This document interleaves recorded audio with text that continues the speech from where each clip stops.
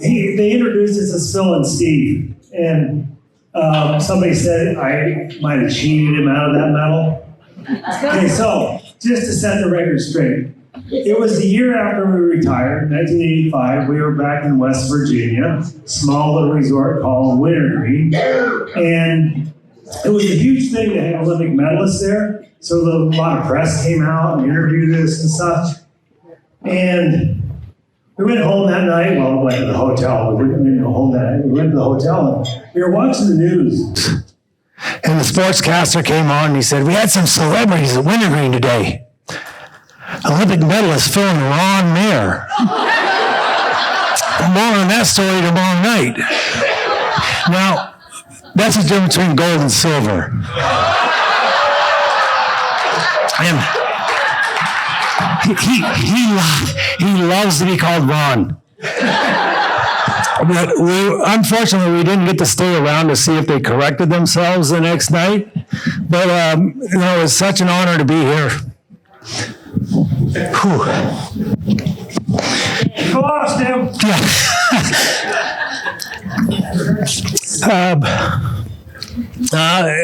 As you know, I came to a council meeting 25 years ago. I don't know, but 1999. Had a great time, and I've been invited, I think, every year by Randy Lou. But because of him, I wouldn't come back. But I started feeling sorry for saying no so often that he twisted my arm and actually paid me enough tonight to come. And then I brought Steve along just for support. Well, Ron, I mean. No, it's an honor, and we'll get a little, just to talk to, I guess, about our careers. The auction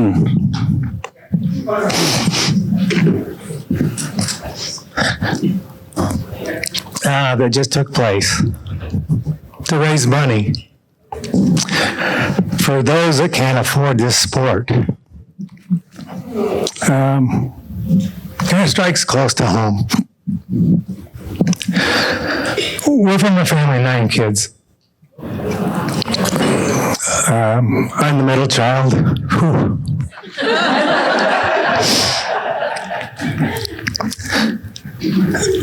But ski racing has been good to us. I've never worked a day in my life. Everything I've ever done, I've done because I love to do it.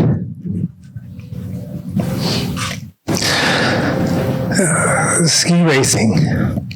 When we were kids, there wasn't a lot of money to go around. And we worked for everything we wanted to do. Ski racing was one of those.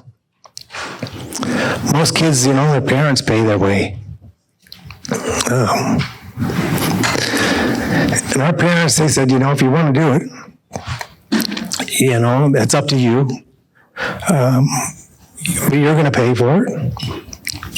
You're going to pay the entries. You're going to fill out the entry form. You're going to address the letter and put a stamp on it. And we worked. We learned the work ethic early in life. Our dad was a mountain manager. You think we'd ski for free? Well, we did ski for free because we worked for 12 days in the summer without pay to get a lift ticket, a season's pass. So we understood that if you wanted to do something, you had to work for it. We were very selective about our ski races because of that. Went to my first junior nationals in blue jeans. It was either an extra race weekend or ski pants, which was more important. We chose races selectively. Which races advanced your career? Which ones gave you an opportunity to a new race or a higher level race or a qualifying race or something like that? And there were a lot of people. It's unfortunate. When we retired from ski racing, it's really what we learned a lot after we retired about really what took place in our careers. I won my gold medal, and I'll let Ron talk in about a half an hour.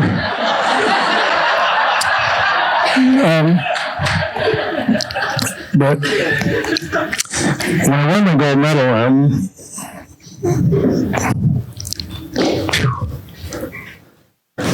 it really changed the way I perceived my career and look back on my career. Leading up to that, every race I won, it was me. I did this, I accomplished this. You put in the work, you work hard. And it's you that did it. And when I won the gold in Sarajevo, on the way to the award ceremony,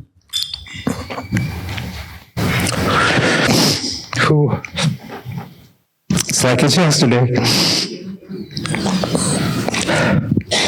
First thing, I was never an emotional person. You never.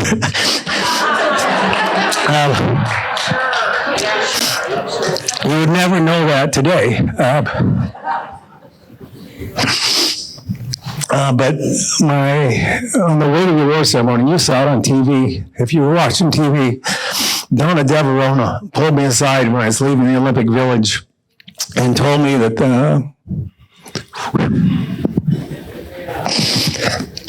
my wife,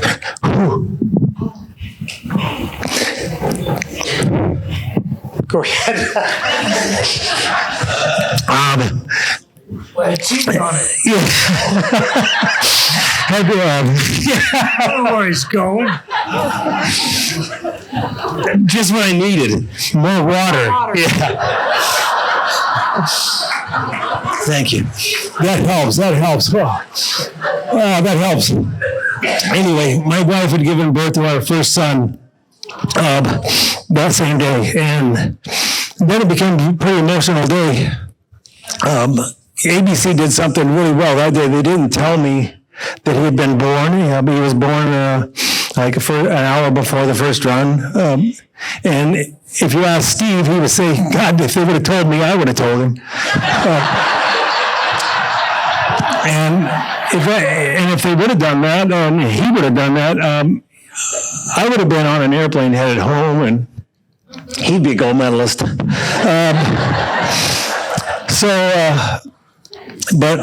And I got the award ceremony, and I was thinking, oh man, this is going to be great. This is all about me. Yeah, I won this. And I'm on the podium, and they start to play our national anthem. And Mine and his. And I started, the thoughts that go through your mind is, that's just not that's America's national anthem. And then they start to raise the flag, and your flag is going to a higher stanchion than anyone else's, and that's just not my flag, it's America's flag. And all the thoughts that went through my mind, coaches, family, friends, trainers, ski technicians, just anybody that donated money to the Olympic movement were on that podium with me. Because without their support and their help, my Olympic dream would have never happened. And as I stated, when we retired, we found out a lot that we didn't know about throughout our careers. How many people stepped forward when we were out of money? My folks were out of money. So we have a lot of people to thank. A lot of people that don't realize how much they meant to us. And it's been an awesome life. We have been blessed. throughout our lives. And it really completely changed the way I looked at my career. I was a small little fish in a big pond, and there were so many people that made that dream, that wish come true, that you have to be thankful to. And it was great to see people step forward and buy a package that's going to do some great work for somebody that has a dream. Another Ron Mayer. Possibly. You never know. I guarantee you, Lake Placid, and then we'll talk in a couple hours. Lake Placid. 1980. What does everybody remember about 1980, Lake Placid? Hockey, yeah. Not my silver medal. But Lake Placid, silver medalist, same day that the Americans played the Russians in hockey. And I'll let Steve tell that story. But the award ceremony there, I mean, I almost retired after 80. I'd injured myself the year before the 80 Olympics and I almost retired. It's like, oh, it was a tough, difficult year. I won some runs in races, but I never won a race that year.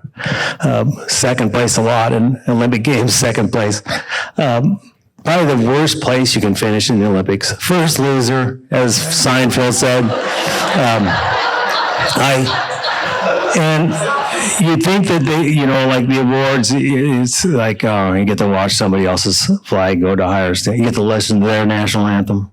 Didn't really excite me. Didn't really inspire me. Kind of pissed me off. Well, you were second to an American, not a Swedish dude.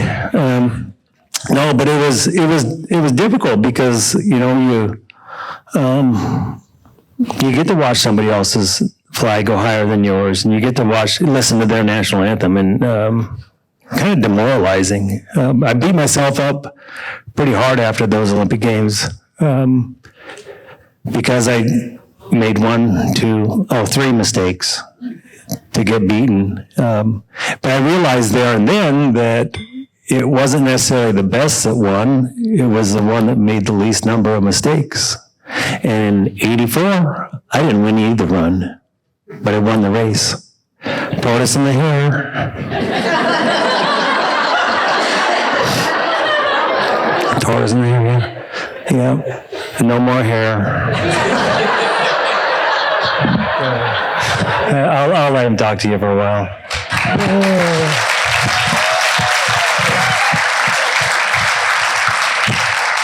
I gotta follow that. I'm usually the serious one. So, like Phil said, we're 2 of 9. I'm younger than him by 4 minutes. My parents always told you to respect your elders, and so I did that in 84. Now we'll go back to 76. Both Phil and I, when we were probably 10 years old, we watched Jean-Claude Killy of France win 3 gold medals, all of them, slalom, GS, and downhill. I mean, that's never going to happen again. I mean, but that's what kind of led us, and he said that everybody made such a big thing about that we were going like, that'd be really cool to go, do that. And that's where our dream started, going to the Olympics. And then 8 years later, we were at our first Olympics in 1976. 2 18-year-old kids. Phil was 5th in the GS. Did you finish the slalom? I don't know where he was at in that, but I ended up being 13th in the GS. And at the end of that season, I said, you know what, you accomplished your dream of making it to the Olympics. And I retired from alpine skiing. Unfortunately, I had a brother that said, 4 more years, Lake Placid, home field advantage, who knows what could happen. So that summer, Phil trained on his own, basically, and, I was working for Dad at the ski area, trying to figure out what I wanted to go back to school for, and then he went to Europe in December, Val d'Isère, France, and wins the first race of the year. Next day is 3rd. I'm at home going, I can beat that guy. So I called the ski team as a 19-year-old and said, I want to come out of retirement. And they gladly accepted me.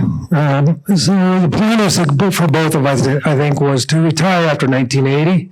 But unfortunately for me, prior to 1980, I got injured in a downhill training run in December of 79.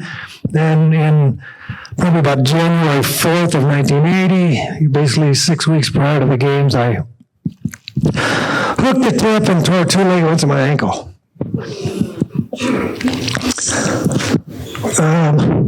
Came back home, actually went to Dr. Stedman's in Tahoe.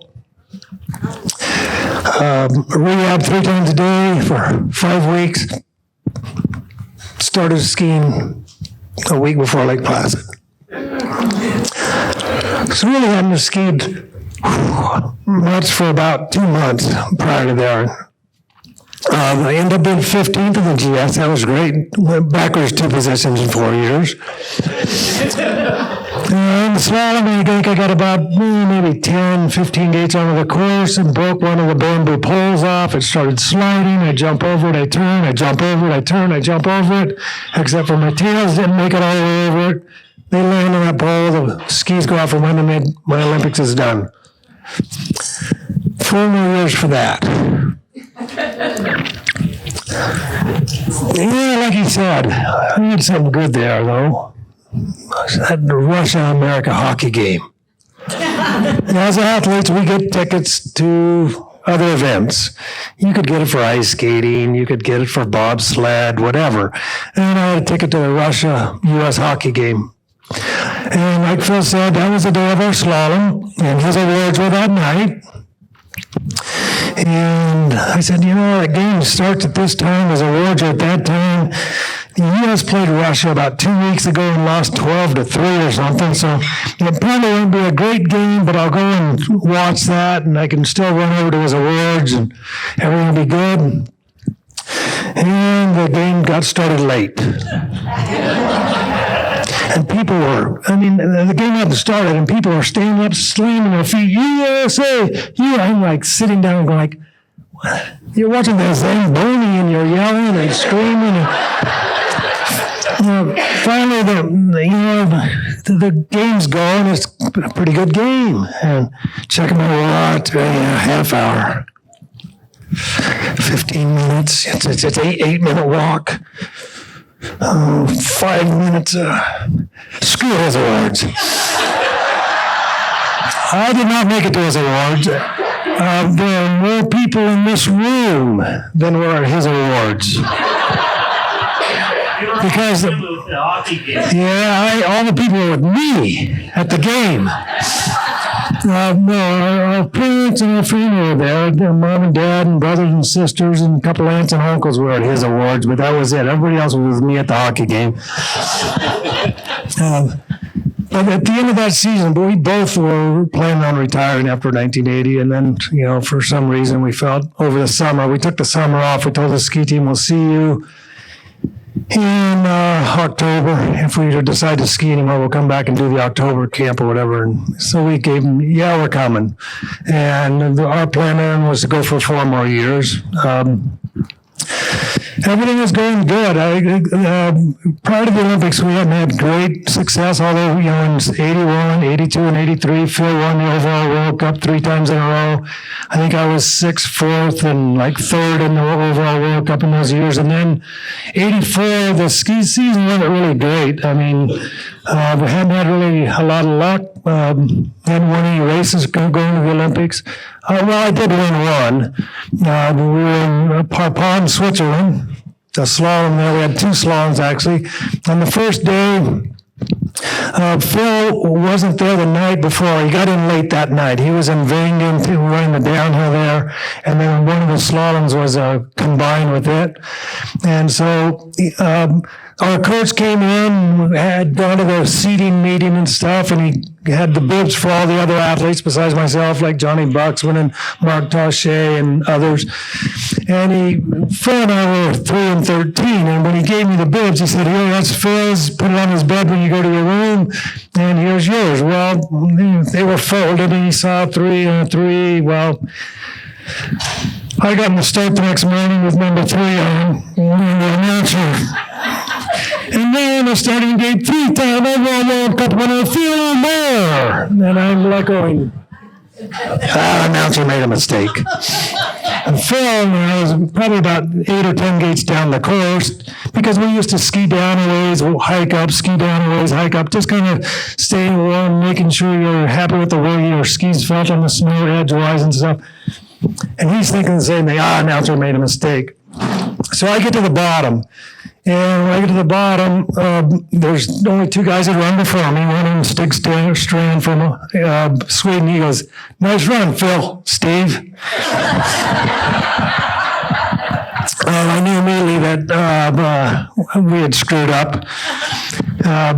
So Phil gets in the start. And the twin brother of Phil Mahre, the greatest American skier, Steve Mahre. I mean, no, so Phil gets in now, he runs, and I mean, I said, you know what, we're screwed. We have to let him know we honestly made a mistake, didn't know we had the wrong numbers, because I never checked the start list. I mean, I run 3rd. That's all I need to know. I don't need to know where Stenmark and Wenzel and Krizai and Hinaseer and all these other guys run. It's just where I run is where I run. And so, but we went to our Bill Merrill and said, you know, you got to tell the jury that we screwed up. We want to run the second run under protest. And so they allowed that to happen.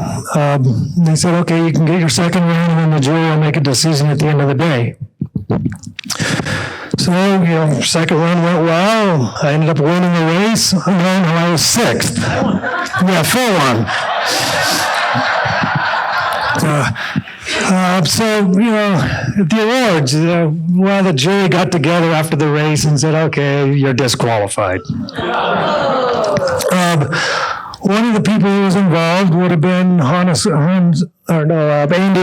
Wenzel from Liechtenstein. His dad was in the jury. Fortunately, he abstained from voting because he was 4th after the race with me in the winning still. And so when they disqualified me, he ended up being 3rd. But he didn't come to the awards. Second place was Paolo Di Chiesa from Italy. He had gladly got his award and stood on the second place platform. And then Mark Giardelli from Luxembourg ended up winning. He got his award and stood on second place with Paolo Di Chiesa. Wow. After the awards, he came to our hotel.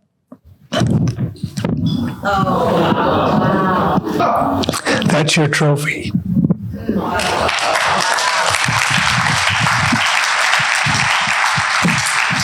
Phil would have never done that. Because in 1980 or 84 he should have. No, all the racers the next morning said it was a wrong decision. Whether you ran 3 or 13, you would have beat us. That day, after the first round, the second day, I was sitting in second place, leading by about a half second midway to the second round. And 3 gates from the finish, pulled the heel piece out of my ski. So I would have won that day too. Now, these are the last 2 races we had prior to the 84 games. You know, so from there we went to Sarajevo. So I knew I was skiing well, just hadn't had luck. You know, I mean, Phil was kind of in the same boat. I mean, he had some good runs, but never good races. You win a run here, you screw up the other one, you go to the next race, you win one of those, and you screw one up, and you're going, if I could have just put those 2 together back there, I would have won. So we knew we were skiing good. And things went well there. First round, I started 3rd in the Olympics. When I got to the bottom, I was leading. The only one other person who finished at that point, that was Johannes Nielsen from Sweden. And then I immediately get on the walkie-talkie and say, Phil, you got to do this. We always inspected courses together, talked about, problem spots or non-problem spots. I mean, I'd say, yeah, this is here. It's not going to be that bad. Don't worry about it. And then you'd go on and talk about another spot. Well, so I gave him a course, how I felt it was, what he could do. If there was a spot that we thought we'd need to set up a lot on, and he said, no, you can go a lot straighter than we thought. Well, I'll give him the opportunity to make a better run than I made. We had a saying, keep it in the family. If I wasn't winning, I wanted him to win. So I gave him good pointers. And then number 4 came and didn't finish. Number 5 came, didn't finish. 6 came, didn't finish. 7 came, didn't finish. 8 came, didn't finish. 9 came, didn't finish. 10 came, didn't finish. Phil's in the start going like, what the? Because he started 11th. And so he comes out of the start, gets to the bottom, he's 3rd place, dead last. Steve Mahre, Johannes Nielsen, Phil Mahre, dead last, out of 11 people. And it continued on, and it gets to the end of, we end up being 1st and 3rd after the first run.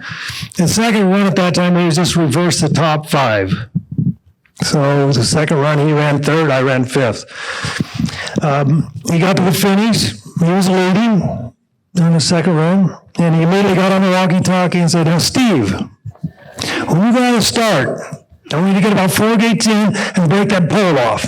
Get it up in your face, and you're going to get it out of your way. And then down there, I want you to know, I want you to cut that off. And then on the bottom pitch here, right before the bottom pitch, there's a flush, and I want you to get locked. And then you're going to recover, but 4 gates from the finish, I want you to get kind of twisted again a little bit, and that'll be just enough to beat me. That'll give me just enough to beat you. And so I did just that. Well, he told me, he said that the first 6 gates set the rhythm for the course. Get the rhythm there. What do we know? It isn't as bad as we thought. And down in the last pitch, just quick on and off the edge, because it was a little icier there. That's all I had to do. And between runs, I was like, God, I'm up by 6,700 on Nielsen, who has never been in this position before in his life. He was, I think, 18 or 19 years old, a young kid. And he's going to just zip that turtleneck up a little tighter and choke. Phil is 7/10 behind me, and that's like you take an hourglass and turn it over. I mean, that's an eternity in slalom. And so I was going to do, you just ski the second run and make a good safe run, or do you race the run? And like a dumbass, I said, you got to race the run. I mean, to be a true champion, you have to win both runs. You just can't, ski half-ass the second run and win. And so I went out of the gate with the plans of winning the second run as well. Now, we always have backed off from what we train at. You train at 100%, you race at 97%, because you don't make mistakes that way. If you go out and train at 80% and then try to race at 100%, a lot of things go bad because you just aren't used to the speed or whatever is happening. So we always back off a little bit, and if I tried to back off too much, then I didn't concentrate well enough, and then you make more mistakes as well. So the objective was to go at it. And unfortunately, just what I explained, Phil told me originally, kind of happened. The gate got broke. I kind of got it out of my way. I said, yeah, okay, that was a 10th maybe. And I got locked in that flush. I knew that was a big mistake. He said, that's 5/10. You got to hustle from here down. Made one more mistake, and he beat me by 9100s to take the lead by 2100s. Phil always said he taught me everything I know, just not everything he knew. And he learned this in Lake Placid, that, you can't make mistakes on the second run.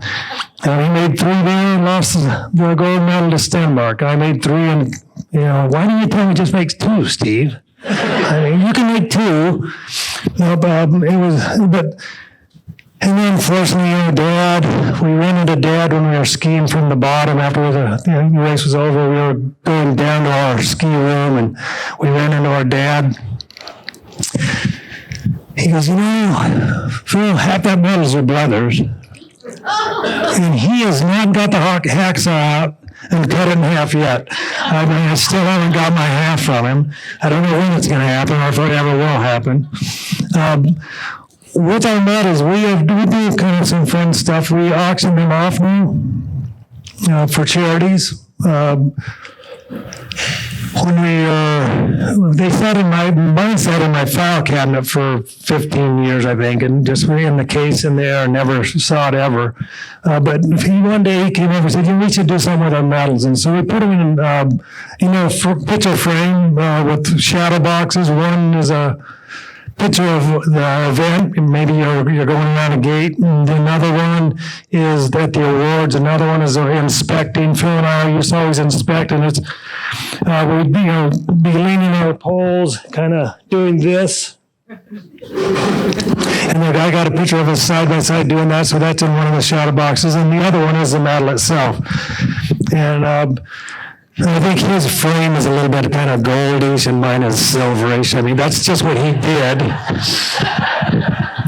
But we take them to charities and we auction them off, and people pay whatever they are willing to pay for them. They get them for 6 months or 3 months, whatever, and then we take them back and we do it again. And so right now, we did it this last fall and over in Wenatchee for their local ski program, and 2 guys bought it, basically 2 different people. Well, we sold and said, if you're willing to pay that price, you can have them too. So, the one guy has them 3 months, and then the other, he's going to ship them to the other guy for 3 months, and they can put it in their office or just in their home or whatever.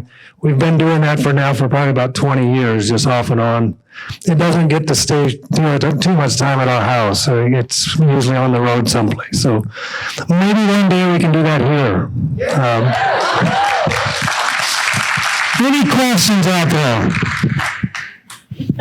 What are you doing now? I'm talking to you. For the last 5 years, 6 years, we kind of did. My son is Andy. We're making a living kind of doing the ski industry stuff, more of the free ride movement and whatnot. And one of his sponsors was K2 Skis. And they were bought by Rubbermaid. And when Rubbermaid bought them, those contracts didn't go with the athletes that were sponsored by them. So he lost a bit of money that he could. And one of his friends was a general contractor and said, I was looking for framers for housing and whatnot. And if you want to put together a crew, I could always use your help. And because he knew Andy had helped me build my house. And so Andy called me and said, would you be interested in doing this? And I said, sure, but you have to talk to your Uncle Phil, because those are the only 2 people he'd want to do it with. He said, he told his friend, he'd like to do that, but only with my dad and uncle. And so he called Phil. Phil said, sure. So the last about 5 years, we framed 2 or 3 houses every summer. It was just the framing part of it, not although when we did ours, we did all the wiring, the plumbing, we did everything basically. So we've been doing that for that. We've had the Mahre training centers for 38 years. We did them 20 years in Keystone, Colorado, and then 18 years in Deer Valley, Utah. Our contract with Utah and Deer Valley ended last season. And the renegotiation with Altera was not very successful. And so we are no longer doing those. We've changed programs. We're going to do some just ski trips. And we're going to do 3-day and 5-day trips. We have those set right now this year. 2, 3-day and a 5-day in Whitefish, a 3 and a 5-day in Powder Mountain, Utah, and then another 5-day in Mount Bachelor, Oregon. For anybody and everybody, a lot of our know, people have been to our past camps at the true Mediterranean centers from the last 38 years have signed up and are already going to that. I think both 3 days are already sold out already for this year. So, but so we're doing that. I still continue to race motocross. We did a little of that when we were competing, even while we were ski racing. I mean, my 10-year-old ski team had 6 knee surgeries, none ski related. They both started on my dirt bike, and I continue. That's the only thing I get hurt on. I've had 23 surgeries, and I'm going to attribute probably 13 of those to my dirt bike, and this being the last one last summer, losing part of my finger. It's life. I mean, I'm 65 and I'm acting like I'm 30, so I'm having a lot of fun still.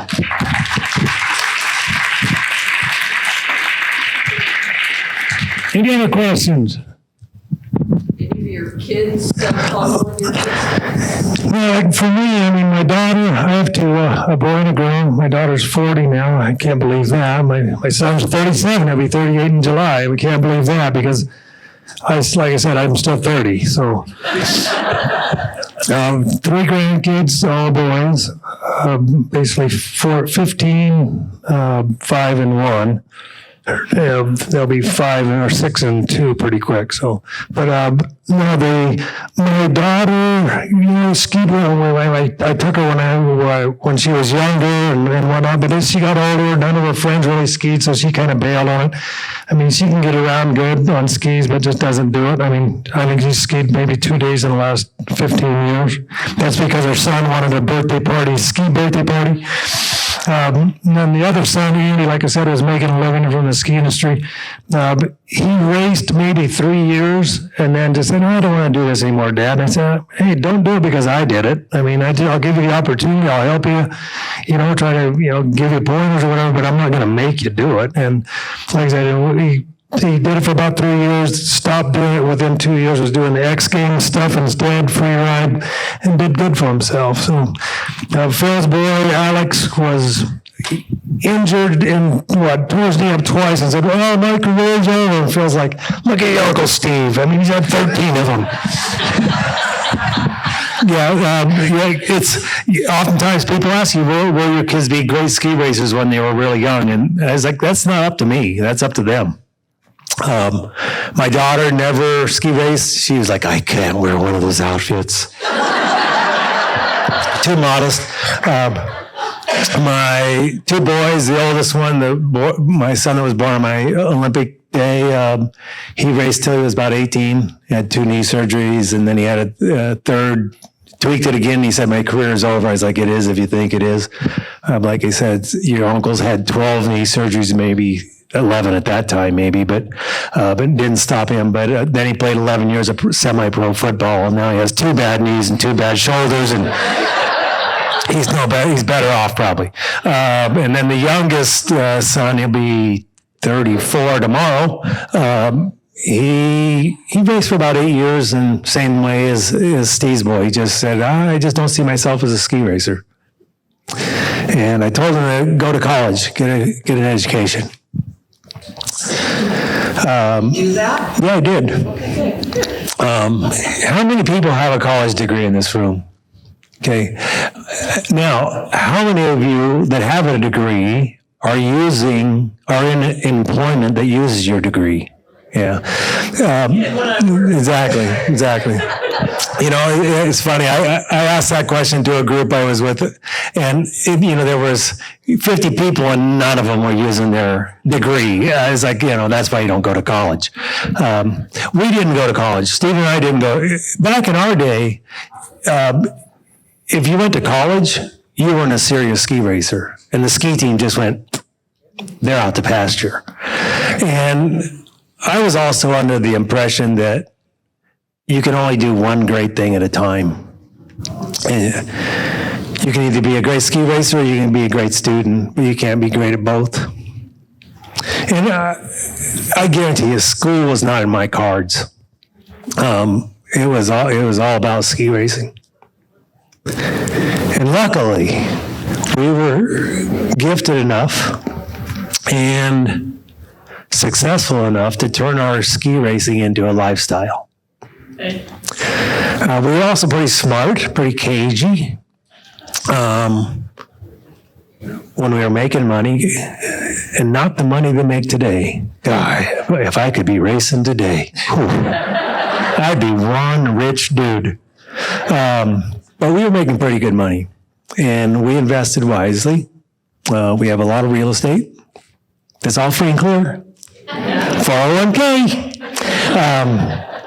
And so, yeah, invested, lived within our means. And I think that came from my parents. They probably lived through the Depression. Yeah. And you value a dollar. And but I tell young kids, where do you want to be in 10 years?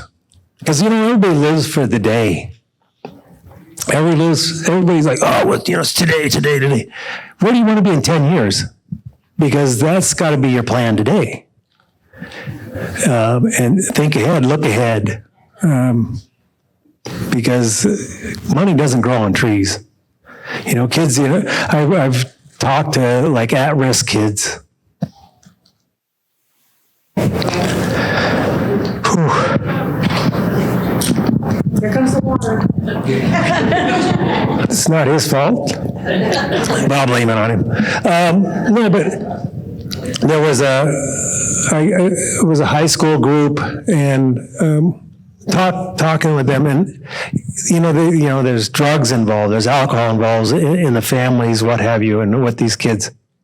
And I just said, that's a dead end street. I said, how many drug addicts are successful? And then they say, oh, well, Michael Jackson. I go, where's he at? He's 6 foot under. Kurt Cobain, where's he at? He's 6 foot under. Okay, yeah, there's a lot of drug addicts, and they were very successful, made millions and millions of dollars, but they're all dead. Okay, this is life we're talking about. And I don't know how many of those kids you reach, but If you reach one, you made a difference. Yep. exactly. And I had one come to me, I think it was 2 years after the fact, and he said, I want to thank you for my job. I was like, I don't know you. He said, no, you came and talked to us at school. And because you have a job, because of what you said, and I want to thank you. That means something. Yeah, you had a question. I was going to ask whether any of your siblings were racers.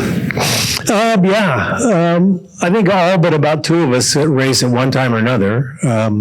We were fortunate because when my dad, took when he took the job at the ski area, we were at the right age. My older brothers and sisters, the oldest 3, they were already in their teens and stuff by the time we moved to the ski area and stuff. And but my oldest sister didn't race a lot. The older brother raced quite a bit. The next sister raced quite a bit. She was actually invited to a U.S. ski team camp. She went, came home, said, I don't like any of those spoiled little brats. I don't want any part of that. And that was the end of her ski racing career. Another sister went to school on a skiing scholarship. My younger brother was on the ski team for 7 years, but injured 5 of them. Missed the Olympics at Calgary by, I think, 1 or 2 people. I had another younger sister went to a skiing scholarship on school, and then the youngest, the second youngest, I don't know if she might have raced some Mighty Mites or something, but loves horses. The ski racing just wasn't in their cars. So, our parents gave us opportunities. They gave us all their support, but it was our decision. Like when Steve retired after 76, my mom didn't say, what are you doing? My dad didn't say, what are you doing? You can't retire. It's like, yeah, that's your decision. You're going to have to live with it. And, that was their line of parenting, man. You know, you're going to make decisions in your life. I mean, but life is,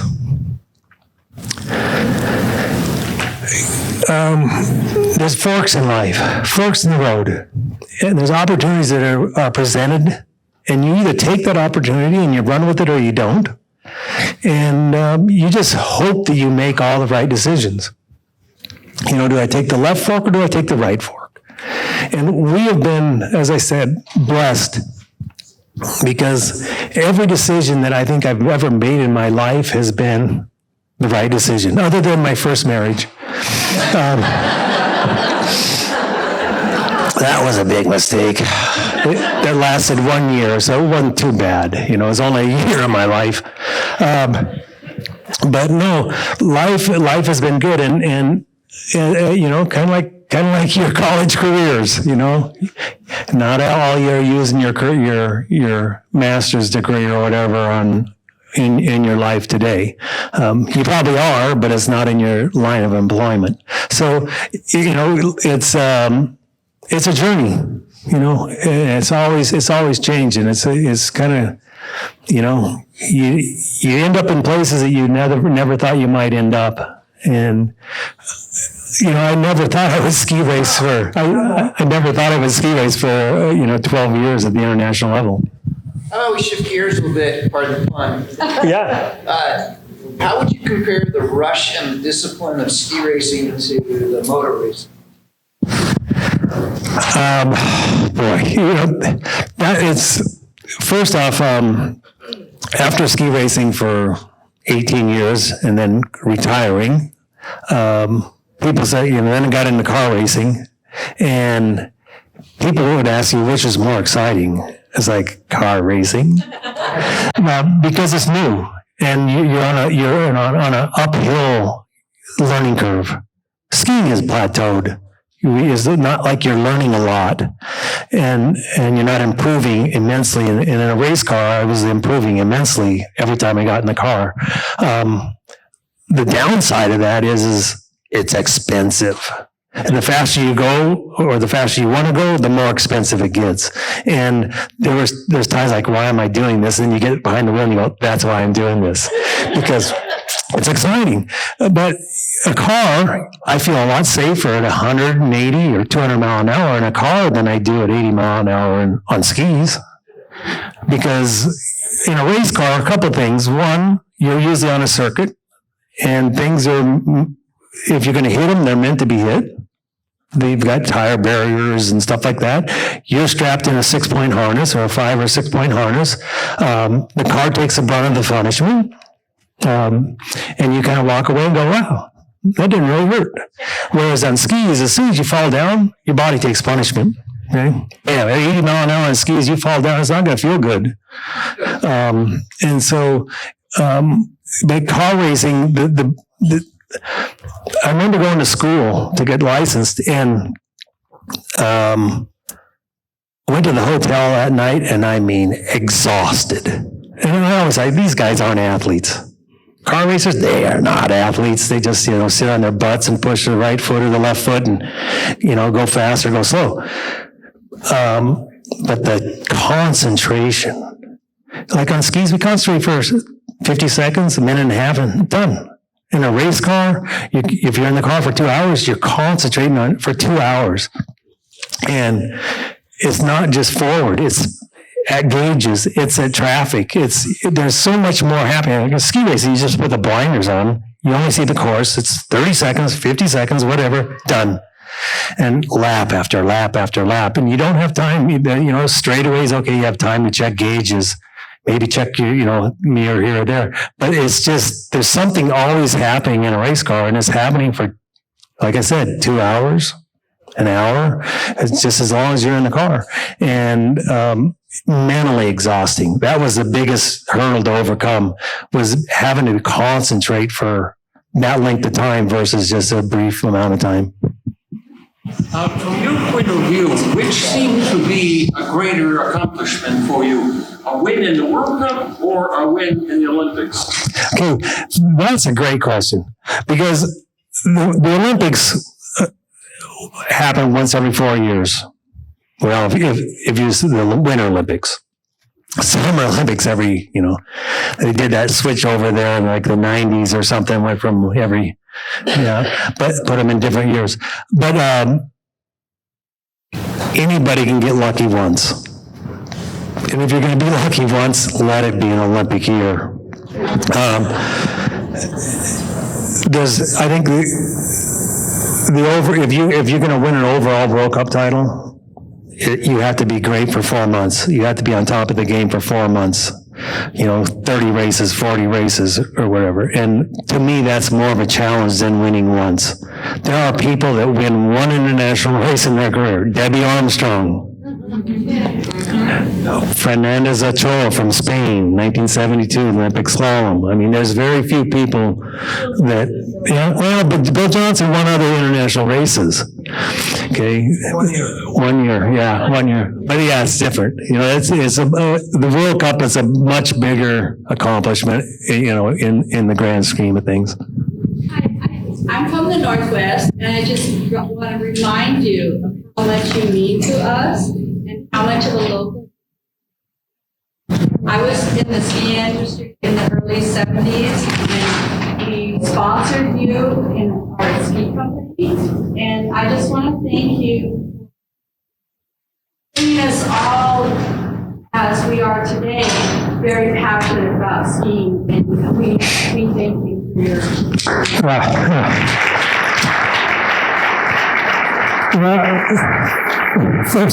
First off, thank you. Secondly, you're the right generation. Because if you ask a 30-year-old who phoned Steve Mahre, exactly. Who are you talking? It's fame is fleeting. I never wanted to be famous. Never dreamed of being famous. It just came. It was part of the territory, and so you deal with it. You live with it. And role model.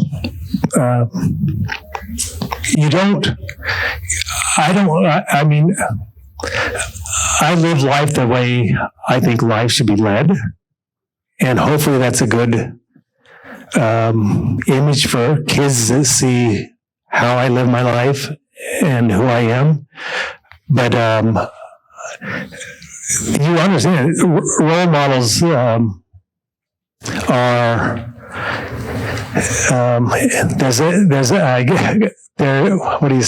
there's expectations heaped upon you, and it's really unfair in some respects, but I don't mind it because hopefully I'm a good person and I cast off a good imitation or a good impression to young kids and big kids. You're very convincing. Thank you, Steve.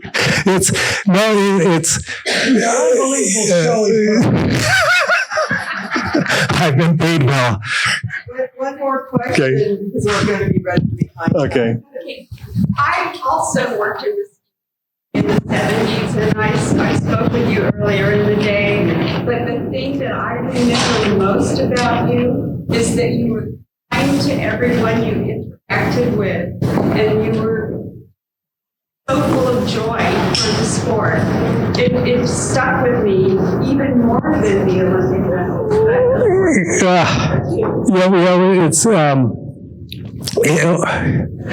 all I can say, once again, we've been blessed, and the skiing community is a great community. That's one thing in this room that locks you all together is your passion for skiing, right? And you have that common bond. And it's a powerful bond. Skiing is a great sport. We have learned so many of life's lessons through skiing that we apply each and every day to our everyday lives. And that was, I never had a goal in my career other than to be better tomorrow than I was today.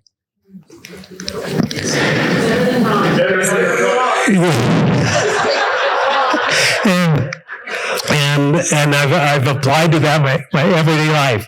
Be a better brother, be a better, well, maybe, be a better father, be a better grandpa, be a better, husband. It's just be a better person. And it's great to be back. It's great to share with you, and enjoy the rest of your convention here. So thanks for having us.